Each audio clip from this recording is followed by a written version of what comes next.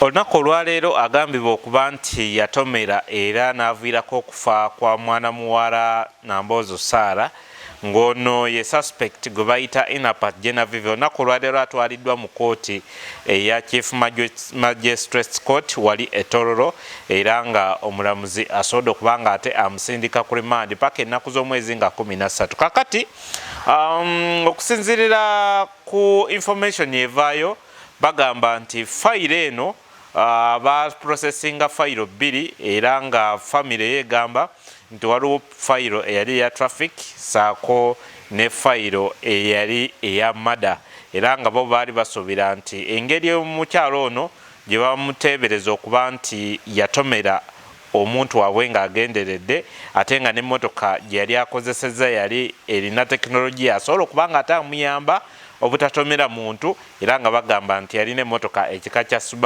Subaru new model.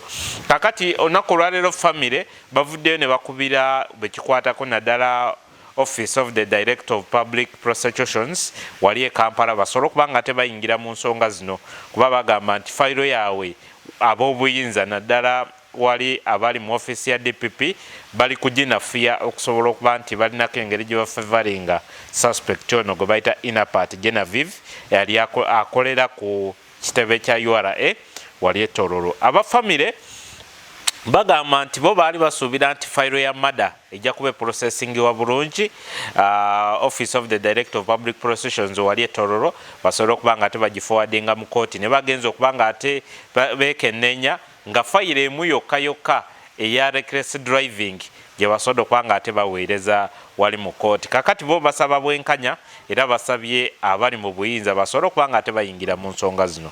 Sijja kuba nga ate mala budde katusobola okuba nga ate tukugatta ku family basobola okuba nga ate batubuulira ku ki ekivasaizeeyo. We are here today at Tororo Court and we have been actually really disappointed by what we have just seen at court today because our sister was murdered in a broad daylight when everybody is seeing. But coming here or reaching at court, we get that there is only one case of traffic or road traffic accident instead of a murder case. And it's like the DPP staff has already cancelled out that file of murder. So we ask government to come in, especially the office of DPP in Kampala, to help us and we get justice for our sister who passed on while working at Tororo URA offices. What really happened? What happened? The background of this case? Yeah, the background of this case is that our sister was a staff at URA in Tororo, whereby she was knocked by a colleague, dead, and not only once, it was twice, because she knocked her and then reversed and knocked her again. And on several occasions, she has been complaining to us as family members of her being harassed at the workplace, where this particular person who knocked her, this lady Inapat, has been abusing her all throughout. And 2 weeks ago, she called me and told me about the same scenario. I advised her to talk to her bosses and report the woman. But now, coming here at court, they are telling us it's only a traffic offense which is there, and it is not a murder case. So we are, as a family, seeking for justice from the office of DPP in Kampala to help us to get justice. Thank you. Nze bampita Kiboma Sam, tulina enyiike ku mitima gyaffe olwa sisita waffe eyatomerwa ng'ali ku mulimu ku ofiisi ya URA mu kibuga ky'e Tororo Service Center. Naye ekitumazeeko emirembe nti ofiisi ezirina obuvunaanyizibwa mu musango guno teri tuyamba nga bwe twagala. Ekisookera ddala twabadde ku ofiisi ya poliisi nga bagamba fayiro tunaba kutuuka wa state. Era bwe twagenze wa state omusango oguliko emirundi 2, omusango ogw'okutta naye nga bagukyusizza ng'omusango gugambibwa nti yavuga nga tagenderedde. So tuli kusaba gavumenti okusingira ddala eri Maama Nabanja, Maama Nakalema, muyimirire mu nsonga zino tubeere nti family tufuna obwenkanya era kibadde nti bwe tubadde nga tuli kugenda ku kooti twabadde wano olunaku olwajjo tebatugambye nti mukomewo mu kooti bagenda kuleeta suspect mu kooti naye ekitumazeeko emirembe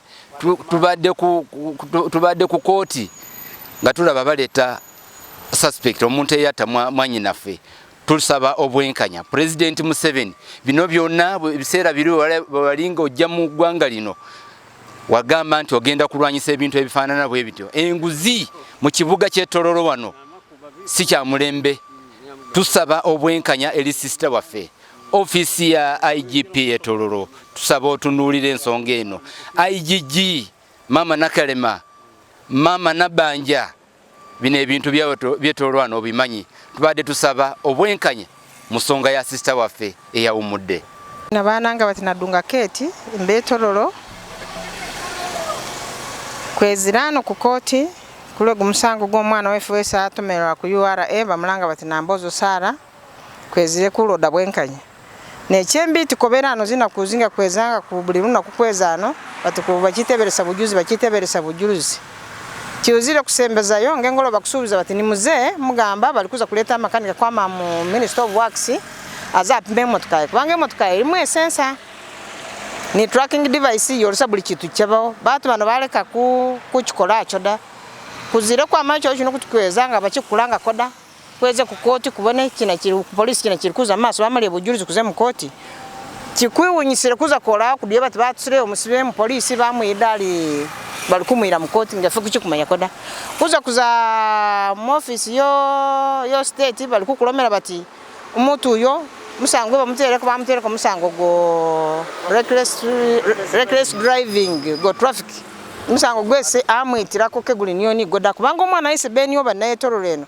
buli runa kulwese mukasi yakoso omwana ayo ku office amufuma amutulugunya mwana yanganikira luseze nganganikire ngo physically lundi akubire esimu losembayo lobalo balaza mwana yakubire esimu kusanga zitano ngali kunyonya ati yaya ati ndo mukasi gana afumira kolesere kisa namulometi yaya mulome ko tigeyo kali niyo muntu wo kuleta ku milimo ati ya ku office ke bagana bye ku kaya ndatse nasirire busiri kali bona nominati sawa zino kiza kwirako ziro muzonyenike za kolada ipeni niye za kola nza kolisa kina chesi sisendi bona kola lokusatu pulia batato mero mwana kale chena kuna binge fifese yaya omufuna nyoro na bikuleka kufuna bwenkanya ku kooti ye Tororo kola wo nga bali kukulimbikiza bati musango guno mubi ke kubayede kubafufuni bujulizi bumala musango kuire mu kooti kuza kolayo baleka kuye dada bali ku utako omuntu musango babona batugumutu satule munano police kuza kola mu kooti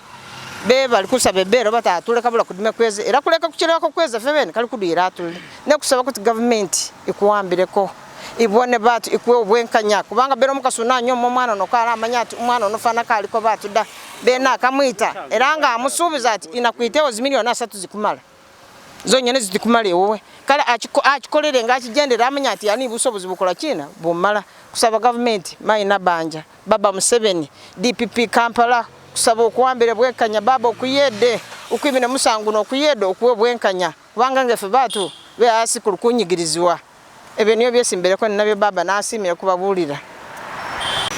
Actually, as a parent, I'm so grieved with this fatal death of my daughter, Nambozo Sara. That is, she has been now my stepping stone, together with her siblings here. That me, I've been a retired colonel, who was now retired, and now I'm dependent to the hands of my sons and daughters.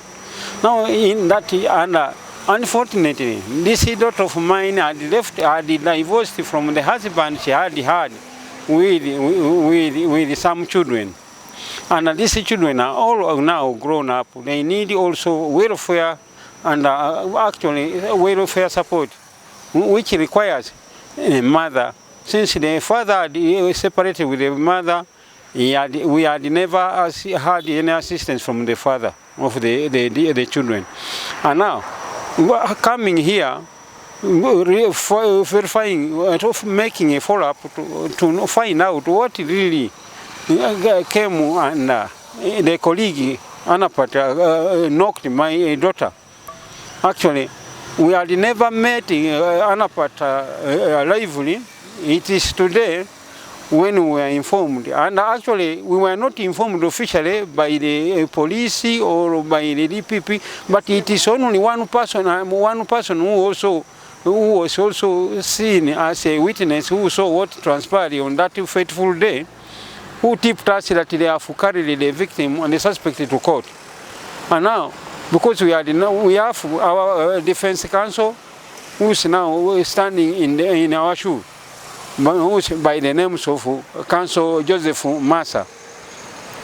We followed him, went to Chief State Anton of Tororo to find out what had really happened. When she told us that she had dropped the murder charge against Anapata, and she has left the trafficking case on her, which is bailable by court. And we say no, it is her vehicle. You have never bothered to bring even the engineer, the mechanical engineer from the Ministry of Works to establish, because this vehicle is automatic. It has what? A camera. It has a system whereby a sensor, whereby this new model of Subaru Forester cannot move when it has sensed something like an object before it or any human being. But why did the Chief State Attorney decide to quash the case of murder before the investigation is over? Because we are not informed officially that now the investigations are over, and now we are seeking to forward the case before the heeded authorities. So, and kindly, since I have lost my daughter, and the vehicle that knocked the daughter is exhibited before the police custody, and the character is still in custody, we are asking for DPP to intervene, because we are seeing some officers are unjust. They are sort of exercising what actually I would say tribalism or bribe, which the government has always emphasized. So there is no justice, and we seek for justice from the director of public prosecution headquarters in Kampala. And I'm by names of retired Colonel Muleme.